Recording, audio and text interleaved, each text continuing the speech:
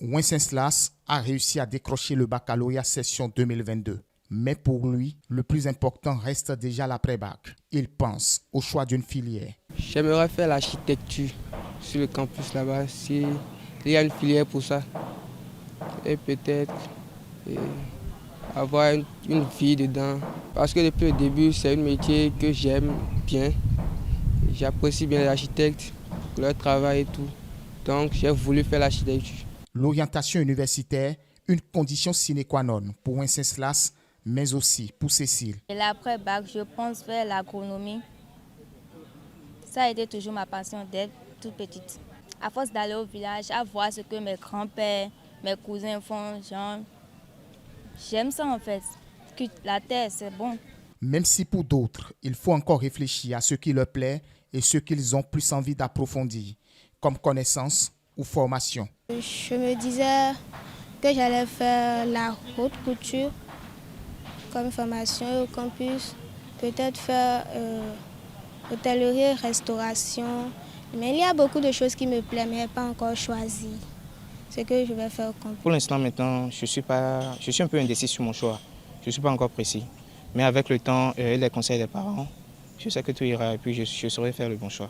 À quelques mois de la rentrée universitaire, l'incertitude gagne encore les esprits de certains futurs étudiants. Entre incertitude et faire un choix, Nadine, qui ambitionne devenir une informaticienne incontournable, martèle.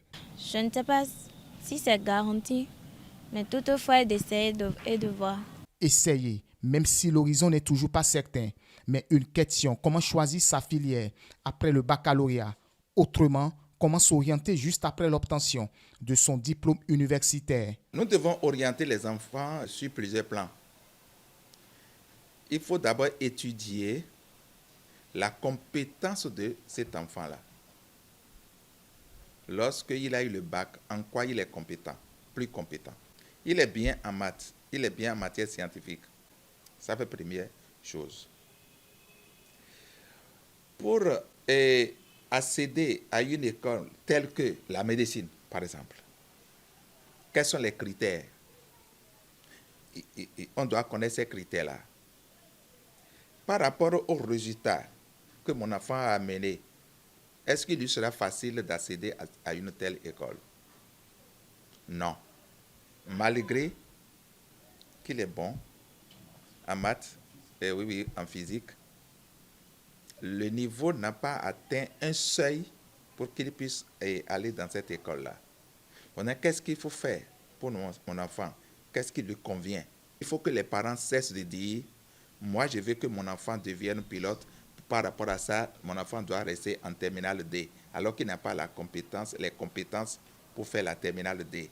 Et que les étudiants aussi se laissent orienter par les gens, n'est-ce pas, qui ont des compétences d'orientation.